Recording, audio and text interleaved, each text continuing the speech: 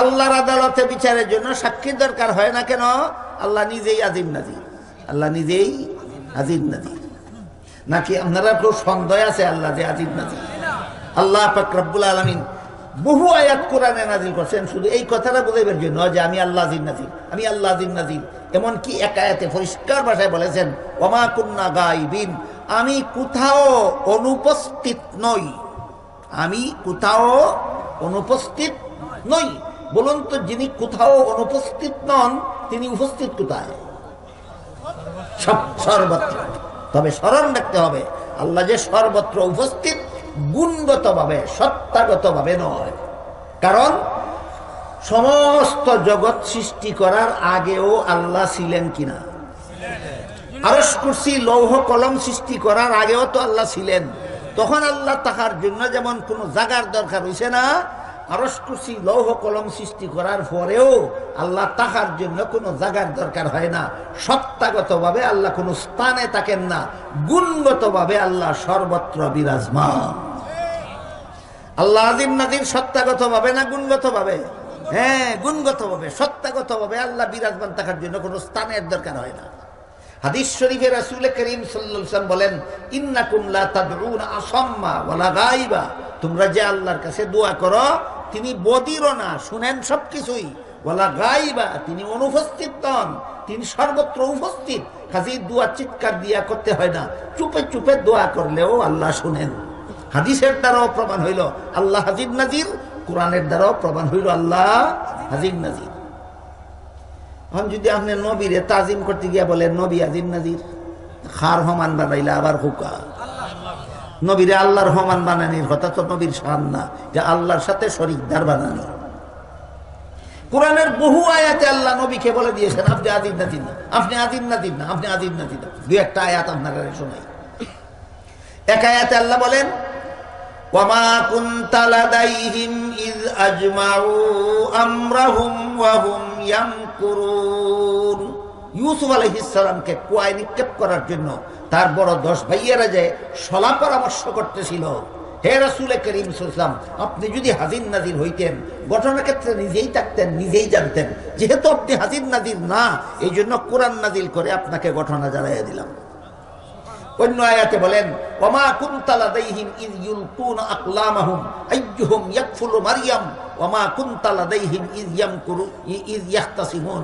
হে রাসূল করিম সাল্লাল্লাহু আলাইহি ওয়াসাল্লাম, ঈসা আলাইহিস সালামের মা মরিয়ম যখন জন্মগ্রহণ করেছিলেন, মরিয়মের অভিভাবক সাব্যস্ত করার জন্য এরা একটা লটারি দিয়েছিল। লটারির ঘটনা বর্ণনা করে আল্লাহ বলেন হে মুহাম্মদুর রাসূলুল্লাহ, যদি আপনি হাজির নাজির হতেন ঘটনা ক্ষেত্রে নিজেই থাকতেন, নিজেই জানতেন, আপনি হাজির নাজির না, এই জন্য আপনাকে কোরআন নাজিল করে আমি ঘটনা জানাইয়া দিলাম। বলেন হাজির নাজির শব্দটা আল্লাহ কোরআনে নবীর বেলায় ব্যবহার করেছেন না নিজের বেলায়? আল্লাহ নিজেকে বলেছেন আমি আজিম নাজির, নবীকে বলেছেন আপনি আজিম নাজির না। এরপর তার সাফাত জোর আছে, এরপরও আর দলিল লাগে না। সাফার জোরেই নবীরে আজিম নাজির বানাই, সে বানাইয়ে ওই সারব। তুমি তোমার সাফার জোরে যা ইচ্ছা তাই করতে পারো, কিন্তু এইটা শিরিকি আকীদা ছাড়া সুন্নি আকীদা হবে না।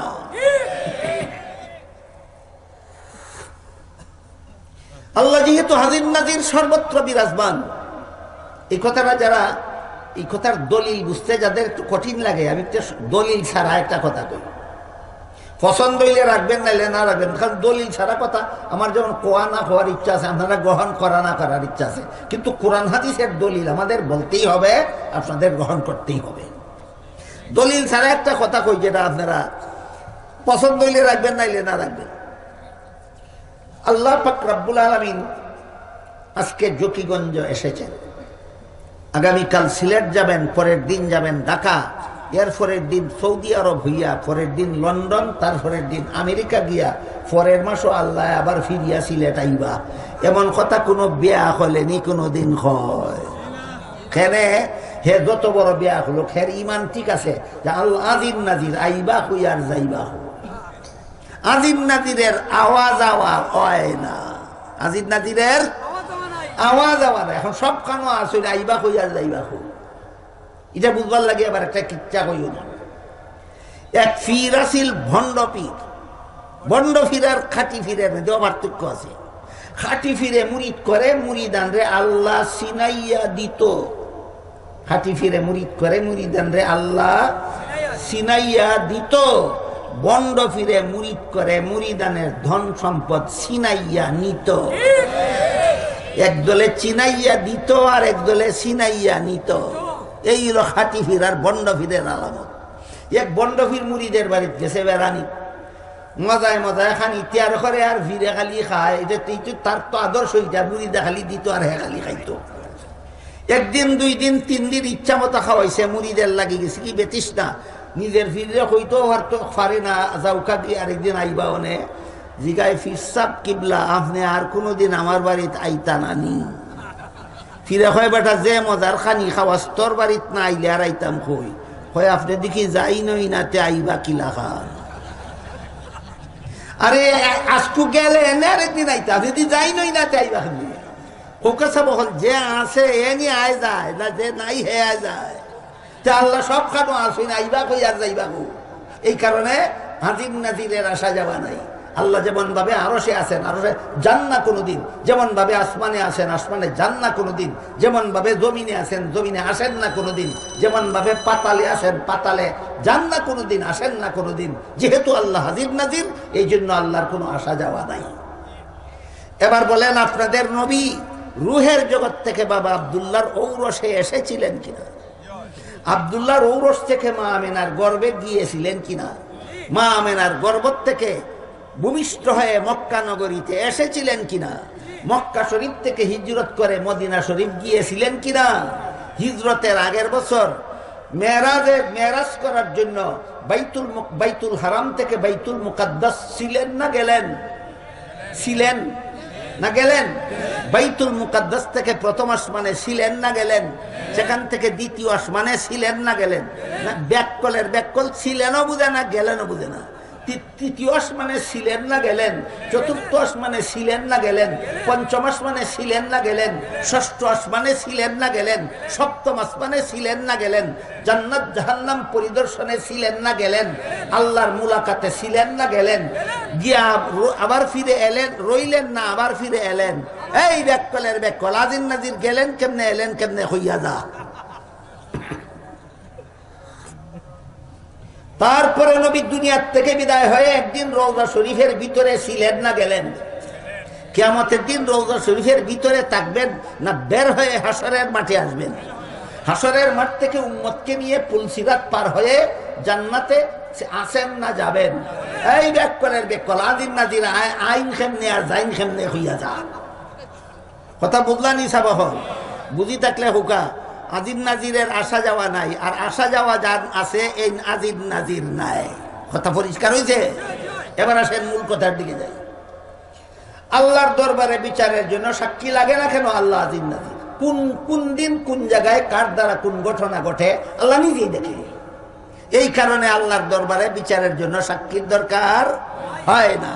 কোনো মানুষ বিচারক যেহেতু হাজির নাজির না, এই কারণে মানুষ বিচারকের আদালতে বিচারের জন্য সাক্ষীর দরকার হয়।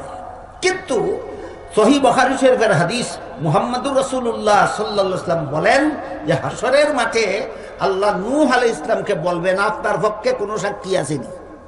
অতহান কিতাব শুনছিলাম আল্লাহর বিচারও সাক্ষী লাগে না। ওখান দিয়ে দেখি আল্লাহ সাক্ষী তুকাইবা। ফাইলানি সাবকল কথা কেন কেন সাক্ষী তুকাইবা? এখানে মুফাসসিরিনে কেরাম লিখেছেন যে আল্লাহ নূহ আলাইহিস সালামের কাছে সাক্ষী তালাশ করবেন ঘটনার সত্য মিথ্যা যাচাই করার জন্য নয়। আল্লাহ আলিমুল গাইব, আল্লাহ জানেন সাক্ষীটা পেশ করা মাত্রই বেঈমানেরা হাসরের মাঠে একটা জেরা বাঁধাইয়া দিবে।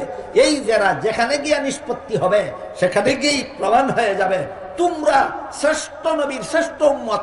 এই কথাটা হাসরের মাঠে সমস্ত জগৎবাসীর সামনে প্রকাশ করার জন্য আল্লাহ সাক্ষী তলব করবেন, ঘটনা যাচাই করার জন্য নয়। তাই নূহ আলাইহিস সালামের কাছে আল্লাহ জিজ্ঞাসা করবেন, আপনার কোনো সাক্ষী আসেনি? তিনি বলবেন সাক্ষী আছে। আল্লাহ জিজ্ঞাসা করবেন কে কে? নূহ নবী বলবেন আখিরি জমানার নবী মুহাম্মদুর রাসূলুল্লাহ সাল্লাল্লাহু আলাইহি ওয়াসাল্লাম এবং তার সমস্ত উম্মতেরা আমার সাক্ষী। তখন আল্লাহ আপনাদের জিজ্ঞাসা করবেন তোমরা কি জানো? রাসূল বলেন আমার সমস্ত উম্মতেরা বলবে আমরা জানি। নূহ নবী দুনিয়াতে গেছেন, ঈমানের দাওয়াত দিয়েছেন, বেঈমানেরা কবুল করছে না। তখন বেঈমান ওই মূর্তি পূজারি যাতায় গদবের পানির বন্যার মধ্যে রাখানি সুবানি খাইয়া মরছিল, এরা কইব আল্লাহ সবগুলি সাক্ষীর বিরুদ্ধে আমাদের যুক্তিসঙ্গত অনাস্থা আছে। আপনারা যখন সাক্ষী দিলাই বা নবীর পক্ষে বেঈমান হলতে কইব হলতার বিরুদ্ধে আমরা অনাস্থা আছে, এবং অনাস্থা কোনো শক্তিশালী যুক্তি সম্পন্ন অনাস্থা। আল্লাহ জিগাইবা কিতা অনাস্থা?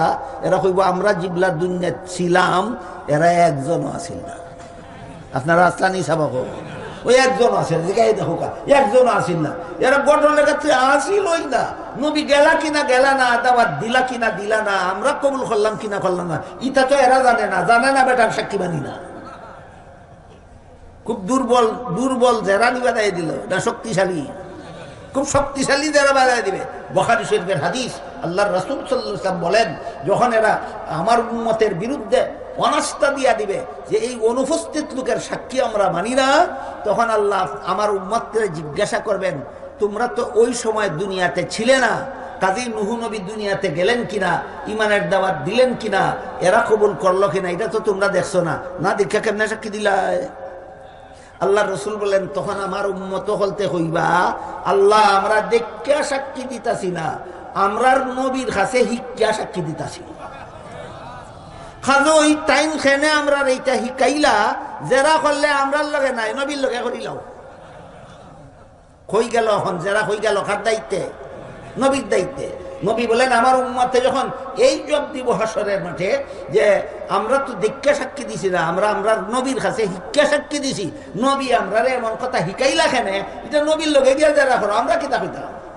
তখন আল্লাহ রসুল বলেন, তখন আল্লাহ আমারে জিগাইবা, আপনি বলে আপনার উম্মতরে ইটা হিকাইছেন? বলে হয় হিকাইছি। কেমনে হিকাইলা? বলে আপনার 30 পারা কোরআনও আপনি নিজে হইয়া দিসলা। আপনার কোরআন ভাইয়া আমি আমার উম্মতে শিখাইছি, আমার উম্মতে আমার কাছে শিক্ষা সাক্ষী দিছে। কাজেই আপনার কোরআন যদি সত্য হইয়া থাকে তাহলে আমার শিক্ষা দেওয়া সত্য, আমার শিক্ষা দেওয়া যদি সত্য হইয়া থাকে তাহলে আমার উম্মতের সাক্ষী সত্য, আমার উম্মতের সাক্ষী যদি সত্য হইয়া থাকে নূহ নবীর দাবি সত্য, নূহ নবীর দাবি যদি সত্য হইয়া থাকে বেঈমানদের অনাস্থা ক্যান্সেল। এই ঘটনা বর্ণনা করিয়া সহিহ বুখারী শরীফের হাদিসে আল্লাহর রাসূল বলেন, এই ঘটনা হইল সূরাতুল বাকারার 143 নম্বর আয়াতের তাফসীর। একটা মন গড়া তাফসীর শুনাইলাম আপনারা, না 2 নম্বর ঠিকানাটা কি তাফসীর? তো তফসিরের কোরআন তফসিরের 1 নম্বর ঠিকানা স্বয়ং কোরআন, 2 নম্বর ঠিকানা রাসূলের হাদিস। একটা তফসির শুনাইলাম মন গড়া, না 2 নম্বর ঠিকানাটা কি? 2 নম্বর ঠিকানার নাম রাসূলের হাদিস। এই হাদিসটা আছে কই? সহিহ বুখারী শরীফে 2য় খণ্ডের কিতাবুত তাফসীর, তাফসীরুল কোরআন অধ্যায়ে আল্লাহর রাসূল এই বিস্তারিত ঘটনা বর্ণনা করে বলেন, এই ঘটনা হইল এই আয়াতের তাফসীর। এই ঘটনার মধ্যে নূহ নবীর পক্ষে আল্লাহ আর কোন নবীর উম্মতকে সাক্ষী না নিয়া মুহাম্মদুর রাসূলুল্লাহর উম্মতকে সাক্ষী নিয়ে আল্লাহ হাসরের মাঠে সমস্ত জগৎবাসীর সামনে প্রমাণ করবেন, আমি আল্লাহর কাছে অন্য নবীর উম্মতের মর্যাদা থেকে মুহাম্মদুর রাসূলুল্লাহর উম্মতের মর্যাদা শ্রেষ্ঠ। এই জন্য হাসরের মাঠে আর কোন নবীর উম্মতরে নবীর পক্ষে সাক্ষী বানাইলাম না, মুহাম্মদুর রাসূলুল্লাহর উম্মতকে নূহ নবীর পক্ষে সাক্ষী বানাইয়া প্রমাণ করে দিলাম, আমি আল্লাহর কাছে অন্য নবীর উম্মতের চেয়ে মুহাম্মদুর রাসূলুল্লাহর উম্মতের মর্যাদা শ্রেষ্ঠ। এরপরে বেঈমানরা যখন উম্মতের বিরুদ্ধে অনাস্থা দিবে, অন্য কোন নবীরে সফাই সাক্ষী না নিয়া মুহাম্মদুর রাসূলুল্লাহকে উম্মতের পক্ষে সফাই সাক্ষী নিয়া হাসরের মাঠে সমস্ত জগৎবাসীর সামনে আমি প্রমাণ করে দিলাম, আমি আল্লাহর কাছে সকল নবীর মর্যাদার চেয়ে মুহাম্মদুর রাসূলুল্লাহর মর্যাদা শ্রেষ্ঠ। এই কথাটাই হাদিস শরীফে রাসূল বলেছেন, ইন্নাল্লাহা ফাদ্দালানি আলাল আম্বিয়া ওয়া ফাদ্দালা উম্মতি আলাল উমাম। আল্লাহ আমাকে সমস্ত নবী রাসূলগণের উপর শ্রেষ্ঠ মর্যাদা দান করেছেন, আর আমার উম্মতকে সকল নবীর উম্মতের উপর শ্রেষ্ঠ মর্যাদা দান করেছেন। আল্লাহ আপনাদেরকে যতভাবে অন্য নবীর উম্মতের উপর শ্রেষ্ঠ মর্যাদা দান করেছেন, এর 1-2টা উদাহরণ দিচ্ছি শুনুন। হাসরের মাঠে অন্য নবীর উম্মতের হিসাব নিকাশের আগে আল্লাহ মুহাম্মদুর রাসূলুল্লাহর উম্মতের হিসাব নিকাশ সমাধা করে দেবেন। অন্য নবী পুলসিরাতের পুল পার হওয়ার আগে মুহাম্মদুর রাসূলুল্লাহর উম্মতকে আল্লাহ পুলসিরাতের পুল পার করে দেবেন। হাদিস শরীফে আল্লাহর রাসূল বলেছেন, যতক্ষণ পর্যন্ত আমার উম্মত জান্নাতে প্রবেশ করবে না ততক্ষণ পর্যন্ত কোন নবীর উম্মতকে আল্লাহ জান্নাতে প্রবেশ করতে দেবেন না। আর যতক্ষণ পর্যন্ত আমি মুহাম্মাদুর রাসূলুল্লাহ জান্নাতে প্রবেশ করব না ততক্ষণ পর্যন্ত কোন নবীর উম্মতকে আল্লাহ জান্নাতে প্রবেশ করতে দেবেন না। এই সমস্ত বিষয় বর্ণনা করেই অতি সংক্ষেপে হাদিস শরীফে রাসূল বলেন, ইন্নাল্লাহা ফাদ্দালানি আলাল আমবিয়া ওয়া ফাদ্দালা উম্মতি আলাল উমাম। আল্লাহ আমাকে সমস্ত নবী রাসূলগণের উপর শ্রেষ্ঠ মর্যাদা দান করেছেন, আর আমার উম্মতকে সকল নবীর উম্মতের উপর শ্রেষ্ঠ মর্যাদা দান করেছেন। আল্লাহ আমাদের নবীকে যতভাবে শ্রেষ্ঠত্ব দান করেছেন এর মধ্যে একটা পদ্ধতি হলো দুরূদ শরীফ। আমাদের নবীকে অন্য নবীর উপর শ্রেষ্ঠ মর্যাদা দেওয়ার একটা পদ্ধতি দুরূদ শরীফ। দুরূদ শরীফ আল্লাহুম্মা সাল্লি আলা মুহাম্মদ অথবা সাল্লাল্লাহু আলাইহি ওয়াসাল্লাম, এই অতি সংক্ষিপ্ত দুইটা দুরূদ আছে।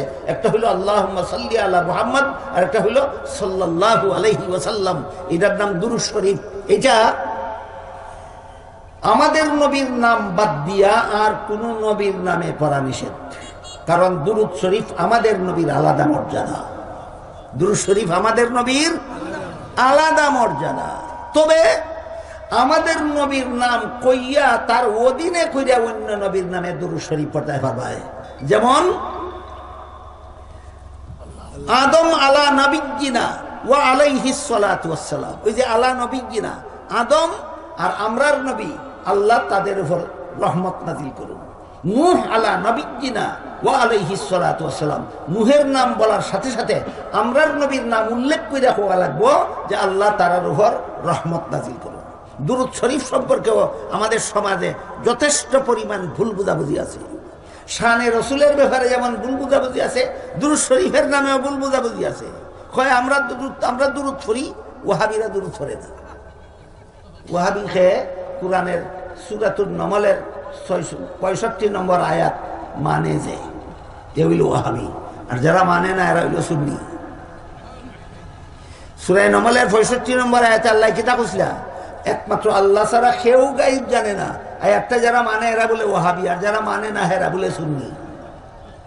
আমরা সমাজের ওয়াহাবি সুন্নি সাবকল আনারস আর বেদানার মতো, রসে ভরা ফলটা রেখয় আনারস আর দানায় ভরা ফলটা রেখয় বেদানা।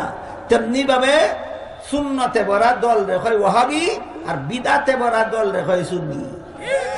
বুঝে থাকলে হোক, আপনারা যে সমাজ বাস করেন এই সমাজের ওয়াহাবি সুন্নি কিওর মতো, আনারস আর বেদানার মতো। রসে ভরা ফল রেখয় আনারস আর দানায় ভরা দল রেখয় ফল রেখয় বেদানা। সুন্নতে ভরা দল রেখয় ওয়াহাবি আর বিদাতে ভরা দল রেখয় সুন্নি। বুঝে থাকলে হোক, আপনারা সমাজের ওয়াহাবি সুন্নি কিসের মতো, আনারস আর বেদানার মতো। এইরকম উল্টা পাল্টা যারা ঠিক মতো দুরূদ পড়ে এরার বিরুদ্ধে হয় দুরূদ শরীফ পড়ে না। এই কারণে দুরূদ শরীফ পড়া সম্পর্কেও কিছু কথা বলার ইচ্ছা ছিল আমার, ভাবলাম না আয়াতের তাফসীর লম্বা হয়ে গেছে কি, সময় শেষ হয়ে গেছে কি, শর্টকাটে কইলাই। আল্লাহ কোরআনের এক আয়াতে ফরমাইন, ইন্নাল্লাহা ওয়া মালাইকাতাহু ইউসাল্লুনা আলান নবী ইয়া আইয়ুহাল্লাযীনা আমানু সাল্লু আলাইহি ওয়া সাল্লিমু তাসলিমা। আল্লাহ বলেন আল্লাহ নবীর প্রতি রহমত নাজিল করেন, ফিরিস্তারা রহমত নাজিলের দোয়া করেন। হে মুমিন মুসলমানেরা, তোমরাও আল্লাহর কাছে নবীর উপর রহমত নাজিলের জন্য দোয়া করো। আমাদের নবীর উপর আল্লাহর পক্ষ থেকে অফুরন্ত রহমত নাজিলের দোয়া করার নাম দুরূদ শরীফ। আল্লাহর পক্ষ থেকে আমাদের নবীর উপর সদা সর্বদা অফুরন্ত রহমত নাজিলের দোয়া করার নাম দুরূদ শরীফ। এই দুরূদ শরীফটা ফার্সি শব্দ, কোরআনের ভাষায় শব্দটা হইল সালাত। এই সালাত যখন আল্লাহর পক্ষ থেকে হয় তখন তার অর্থ হয় রহমত নাজিল করা। সালাত যখন ফিরিস্তার পক্ষ থেকে হয় তখন তার অর্থ হয় গুনাহ মাফের দোয়া করা। সালাত যখন মুমিন মুসলমানের পক্ষ থেকে হয় তখন তার নাম হয় রহমত নাজিলের দোয়া করা। এই 3 নম্বর সালাতের নাম হইল দুরূদ শরীফ। আল্লাহ বলেন আল্লাহ নবীর প্রতি সালাত পাঠান, এর অর্থ হইল রহমত নাজিল করেন। এরপরে বলেন ফিরিস্তারা তোমাদের নবীর প্রতি সালাত পাঠান, এর মানে হইল গুনাহ মাফের দোয়া করেন। নবীর কোনো গুনাহ আসেনি, নাই, তাহলে কি এর গুনাহ মাফের দোয়া করেন? আয়াতের তাফসীরে লেখা আছে নবীর উসিলা দিয়া ফেরেশতারা সদা সর্বদা এই নবীর উম্মতের গুনাহ মাফের দোয়া করে। এরপরে আল্লাহ বলেন তোমরাও নবীর প্রতি সালাত পাঠাও। এর অর্থ হইল তোমরা নবীর প্রতি সালাত পাঠাও, কথার অর্থ হইল তোমরা আল্লাহর কাছে সর্বদা দোয়া করতে থাকো নবীর উপর রহমত নাজিল করার জন্য। এইটা হইল দুরুদ শরীফের হকিকত। গুড়ার ডিমও জানে না, খালি আমি আর আমার দলে দুরুদ শরীফ, ওয়াহাবিরা দুরুদ শরীফ, গুড়ার ডিম জানাস দুরুদ শরীফ খানে কয়।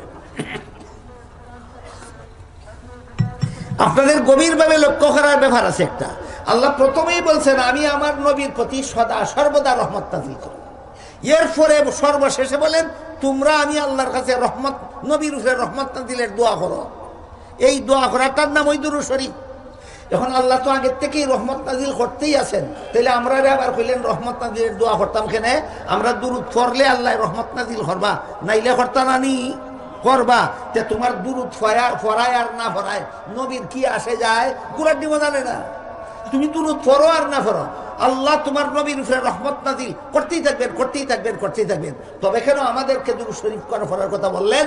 মহামূল্যবান কথা, জীবন ভর মনে রাখবেন। সেটা হলো সারা দুনিয়ার সমস্ত মুসলমানেরা মুহাম্মদুর রাসূলুল্লাহর কাছে এত বড় একটা মহাঋণের ঋণী আছে, যেই ঋণ শরীরের চামড়া দিয়া জুতা বানাইয়া নবীর ফর্ম ফরাইয়া দিলেও পরিশোধ হবে না।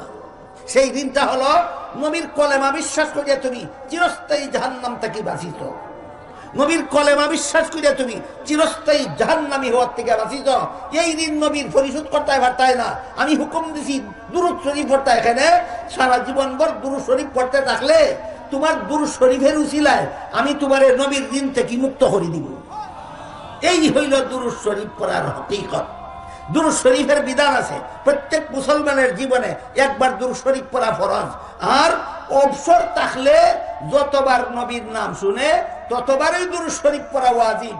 ওয়াজ হুনাত বইলে বত্তাকি উঠার আগ পর্যন্ত একবার ওয়াজিব। তিনখান কথা ইয়াদ রাখো, কথা বল। দুরূদ শরীফ জীবনে একবার পড়া ফরজ, যতবার নবীর নাম শুনব ততবার দুরূদ পড়া ওয়াজিব। ওয়াজ বইলে বোয়ার ঘর থেকে উঠার আগ পর্যন্ত হবার ওয়াজিব, একবার পড়া ওয়াজিব। একবারও দুরূদ শরীফ পড়া হয় না নি এখানে বইলে। আমি যত বড়ই মুহাম্মদুর রাসূলুল্লাহ কই দেখছি আপনারা টুট লড়ে, কিতা হয় টুটে সাল্লাল্লাহু আলাইহি ওয়াসাল্লাম হয়। একবারও যদি না পড়তাম তে হইতাই দুরূদ পড়ি না। নবীর তরিকা মতো দুরূদ যা পড়া আছে আমরা ওই পড়ি, তোমরা যা পড়ো খালি মন গড়া। মন গড়া পড়ার নাম দুরূদ নয়, নবীর তরিকায় দুরূদ পড়ার নাম হইল দুরূদ।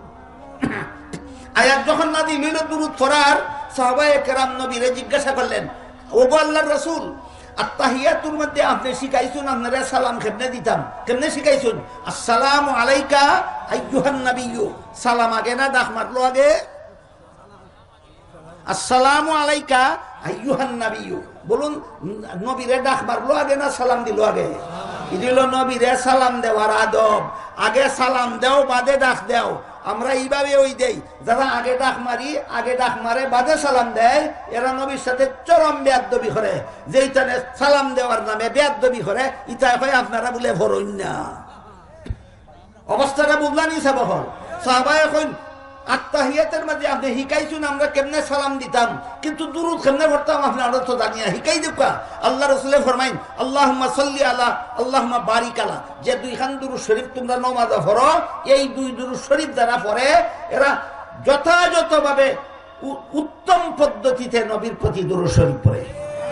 কলকাতা বহল নামাজ যারা পড়েন আল্লাহুম্মা সাল্লি আলা আল্লাহুম্মা বারিক আলা পড়েন না পড়েন না, আপনি উত্তম পদ্ধতিতে দুরূদ শরীফ পড়েন নবীর প্রতি। নবী বলে গেছেন নমাজের দাঁড়ই দাঁড়ে না, উত্তম পদ্ধতিতে দুরূদ পড়ব হইতা কি? যারা নমাজ পড়ে আর প্রত্যেক নমাজের মধ্যে উত্তম পদ্ধতিতে দুরূদ পড়ে, এরার বিরুদ্ধে হয় ইতায় দুরূদ পড়ে না। কেমনে বুঝাইতাম অবস্থাটা?